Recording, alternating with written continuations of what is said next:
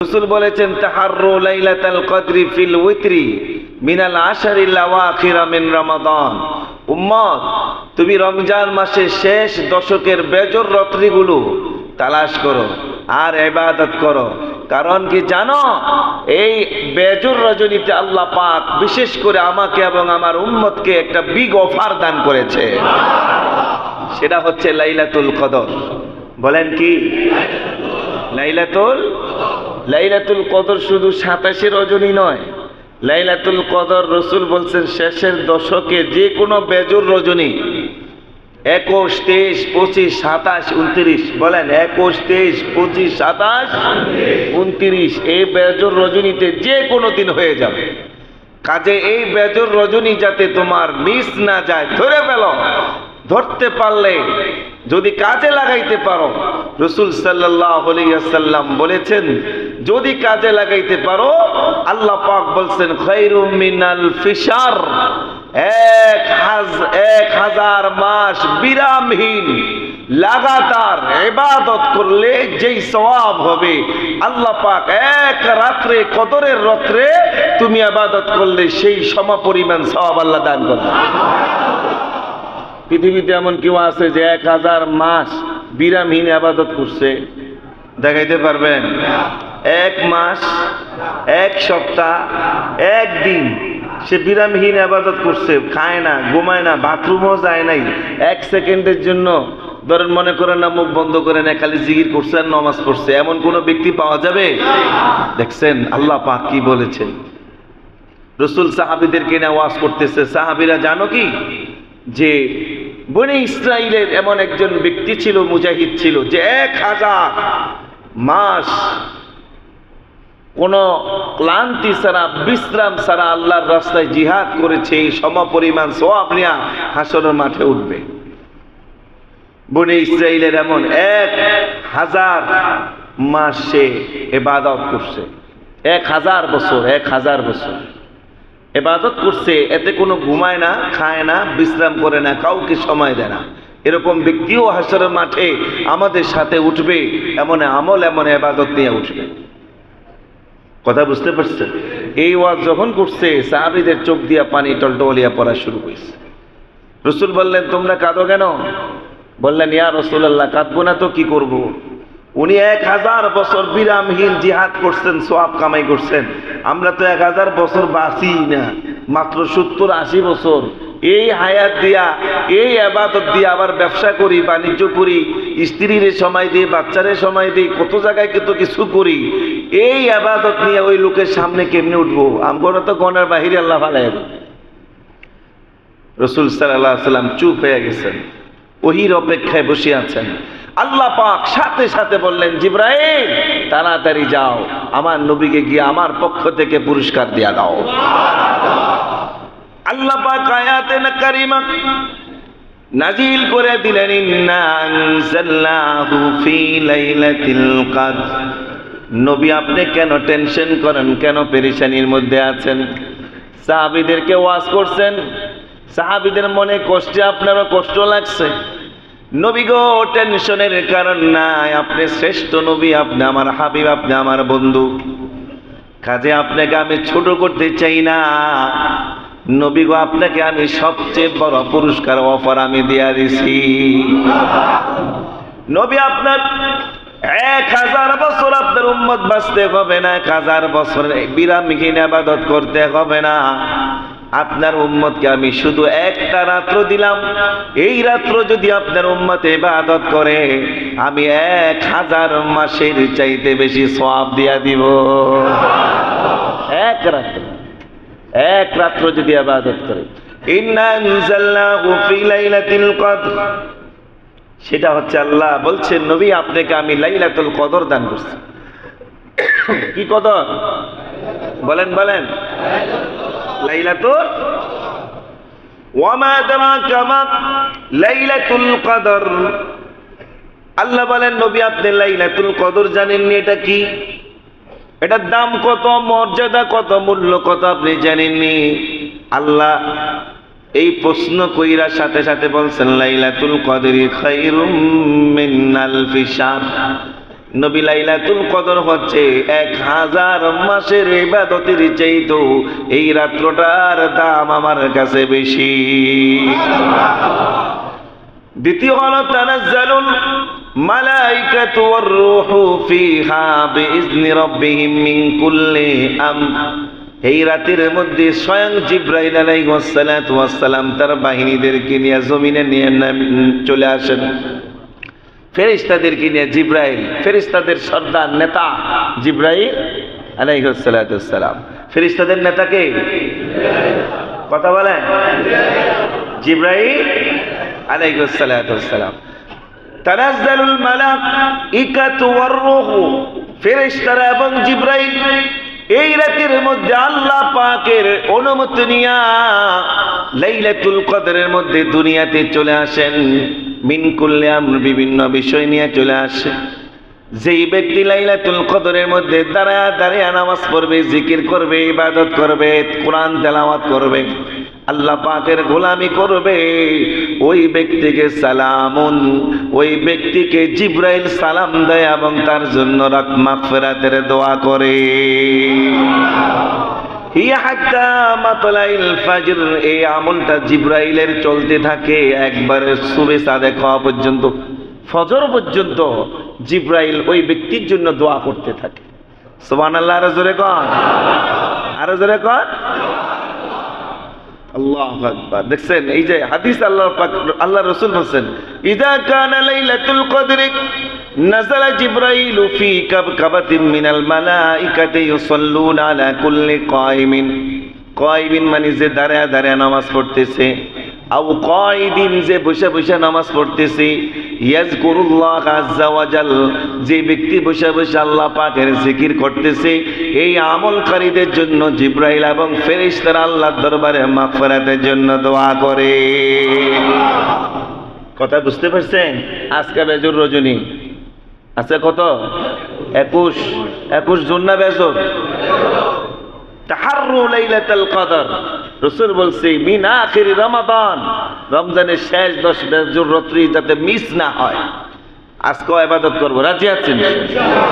এমনিতে প্রত্যেকটা দিন, মুহূর্ত, সেকেন্ড রমজানের রোজাদারের দামি, কিন্তু মাগার এর মধ্যে আল্লাহ অফার দিছে। কথা ঠিক কিনা? আল্লাহু আকবার। কিন্তু বাইরে দামি হলে কি হবে? এটা তো কোরআনের হাদিসে রয়ে গেছে। এটা খালি শুনি এই কান দিয়ে, শুনি এই কান দিয়ে বাহির করি, কিন্তু আমার যে বডি ল্যাঙ্গুয়েজ, রমজান মাস যেমনি কাটাইতেছি, দিন রাত যেমনি আমার যাইতেছে, দুনিয়ার ব্যস্ততা, দুনিয়ার ব্যবসা বাণিজ্য সবকিছু নিয়ে চলছে। কথা ঠিক কিনা? আমি যে অফার গ্রহণ করবো এই সময়টা আমার কাছে নাই। আমি আছি ব্যবসা নিয়া, বাণিজ্য নিয়া, ধান্দা নিয়া, ফান্দা নিয়া। ঠিক কিনা? মরার পরে বোঝা যাবে এক একটা মুহূর্ত, এক একটা সেকেন্ডের কত দাম। ঠিক নেই? হাসরের ময়দানে হিসাব কিতাবের পরে মানুষগুলো যখন জান্নাতে চলে যাবে, জান্নাতীরা যখন জান্নাতে চলে যাবে, জান্নাতে যাওয়ার পরে রে বাবা, মানুষগুলো যখন নরনারীরা জান্নাতের মধ্যে ঘুমায় থাকবে, হঠাৎ করে ঘুমের মধ্যে একটা মিউজিকের আওয়াজ চলে আসবে।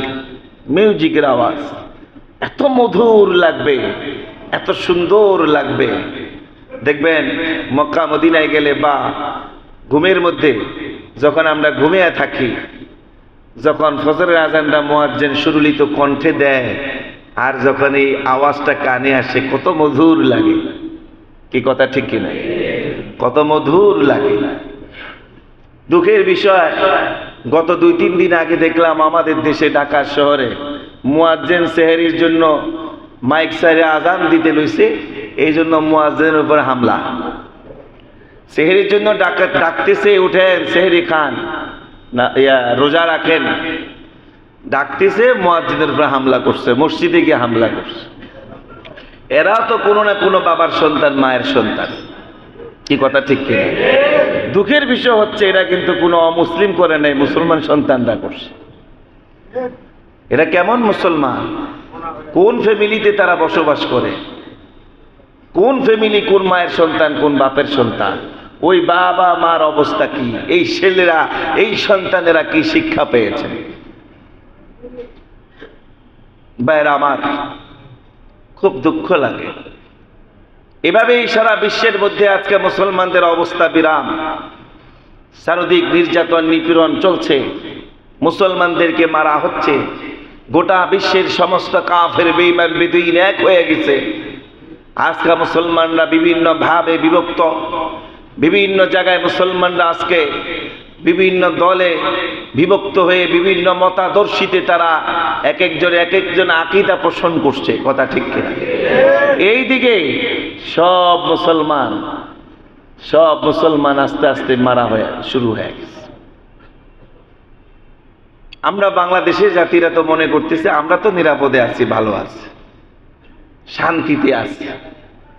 অথচ ওমর রাদিয়াল্লাহু তাআলা আনহু বলছেন, খলিফাতুল মুসলিমিন ওমর বলছেন, আমি মদিনায় বেঁচে থাকবো আর ইরাকের দাজলা নদীর পারে কুকুর একটা না খেয়ে মরবে, এটা আমি ওমর কখনো সহ্য করতে পারবো না।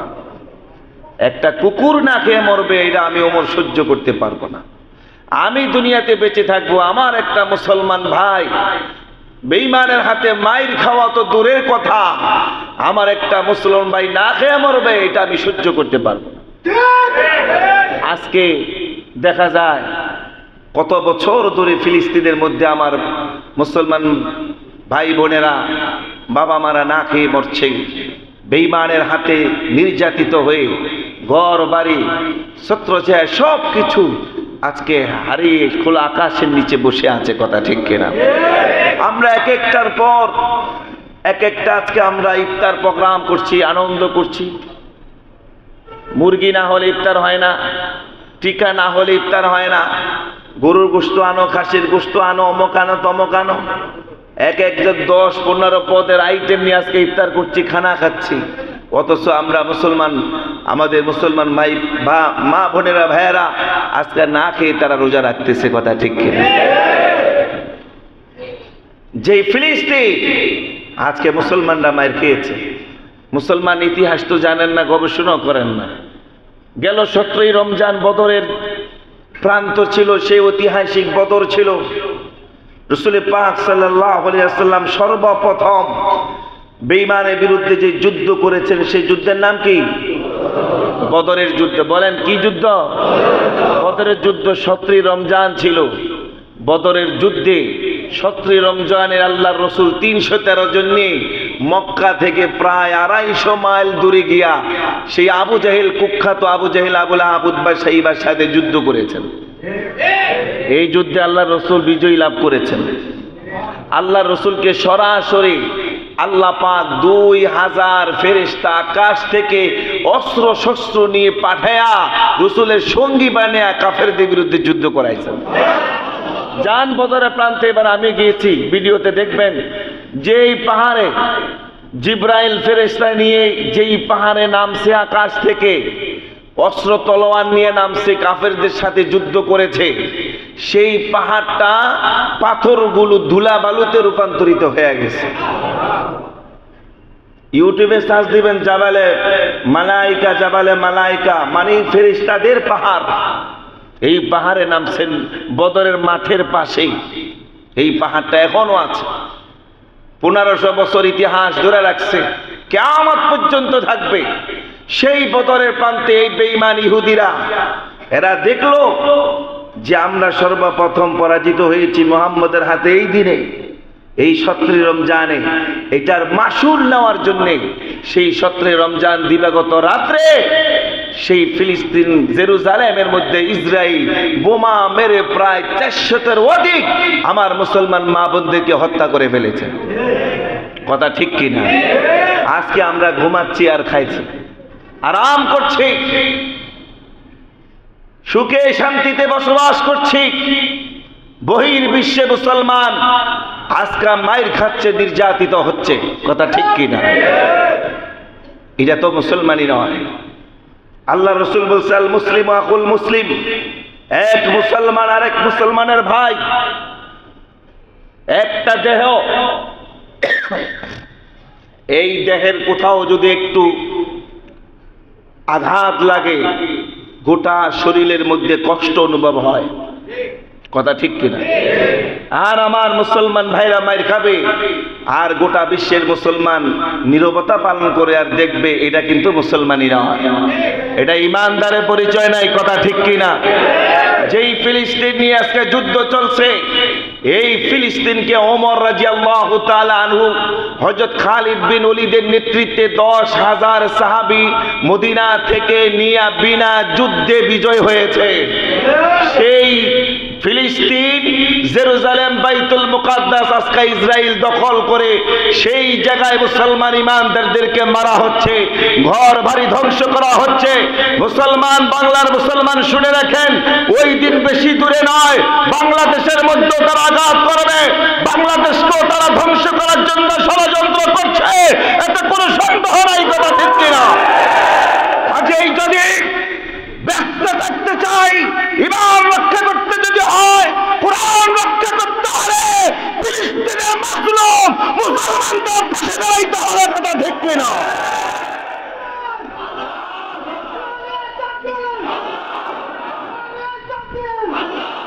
ভাইরা আমার শুনেন, আজকা থেকে প্রস্তুতি নেবেন, দৃঢ় প্রতিজ্ঞা করবেন, হয়তো বা আমি দেখব না, আমার হায়াতে কুলাবো না, আমি আমার বংশের মধ্যে কমসে কম একজন সালাউদ্দিন আইয়ুবী সন্তান বানিয়ে যাব, আমি আমার বংশের মধ্যে একজন মোহাম্মদ বিন কাসেম বানিয়ে যাব, আমি আমার বংশের মধ্যে একজন মোল্লা ওমর বানিয়ে যাব, আমি আমার বংশের একজন উসামা বিন লাদেন বানিয়ে যাব।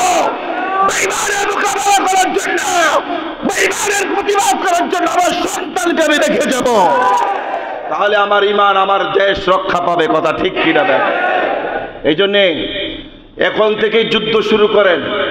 যুদ্ধ কি রাস্তা গিয়ে তলোয়ার নিয়ে মারামারি? যুদ্ধ হলো সমস্ত ইসরায়েলি পণ্য বয়কট করবেন, বেঈমানদের সমস্ত পণ্য বয়কট করবেন, প্রয়োজনে না খেয়ে থাকবেন, প্রয়োজনে প্রয়োজন নাই, আবার প্রয়োজন হয়েছে আমি ব্যবহার করব না, আমার মুসলমান ভাইদের পণ্য পাইলে সেটা ব্যবহার করব, কোন বেঈমানের পণ্য আমি ব্যবহার করব না। পারবো তো ইনশাআল্লাহ? কারা কারা পারবো? হাত তুলে দেখায়। আল্লাহ কবুল করুন। এর আমার আরেকটা হচ্ছে, ভারতীয় পণ্য আস্তে আস্তে বয়কট করেন, আস্তে আস্তে বয়কট করেন। এরা আমাদের টাকা নিয়ে, আমাদের রক্ত শোষা ঘামের টাকা নিয়ে এরা আমাদের বুকে লাথি মারছে। কয়েকদিন আগে হোলি খেলা নাকি এটাদের, হোলি খেলার মধ্যে দেখেছেন ভারতের মুসলমানদেরকে মারা হয়েছে, মসজিদ ভাঙ্গা হয়েছে, বোরকা পরা আমার বোনদের গায়ের মধ্যে এরকম ভাবে রং মেলানো হয়েছে, মুখের মধ্যে হিজাব খুলে রং মেখে দেওয়া হয়েছে। এবং আমি এরকমও দেখেছি, আমার এক মুসলমান ভাইকে মাথা আবার আঘাত করে তাকে হত্যা করে শহীদ করে দেওয়া হয়েছে। কি কথা ঠিক কিনা? ভাইরা আমার, এই জন্য রাসূল বলছে আল কুফরু মিল্লাতুন ওয়াহিদা, সমস্ত কাফের এক। রাসূল কোন কাফেরকে ছাড় দেন নাই। ৬৩টা যুদ্ধ করছেন, ২৭টা যুদ্ধে নিজে নেতৃত্ব দিয়েছেন। সুবহানাল্লাহ। ২৭টা যুদ্ধে রাসূল নিজে সেনাপতি ছিলেন, স্বয়ং মাঠে ছিলেন। শুধু ইসলাম ঘরের মধ্যে নয়, ইসলাম শুধু মসজিদে নয়, ইসলাম শুধু দাওয়াতুত তাবলীগের মধ্যে নয়, ইসলাম শুধু পীর মুরিদি খানকার মধ্যে নয়, ইসলাম টিকাইতে হলে যদি মাঠে নামতে হয়, ইমানি শক্তি নিয়ে মাঠে নামা ইসলাম, দিন কায়েম করার নাম ইসলাম, রাষ্ট্রের মধ্যে ইসলাম প্রতিষ্ঠা করার নাম হচ্ছে ইসলাম। কথা ঠিক কিনা? এই জন্য সব জায়গায় ইসলাম প্রয়োগ করতে হবে। রাজি আছি তো ইনশাআল্লাহ? আল্লাহ পাক বুঝার তৌফিক দান করুন।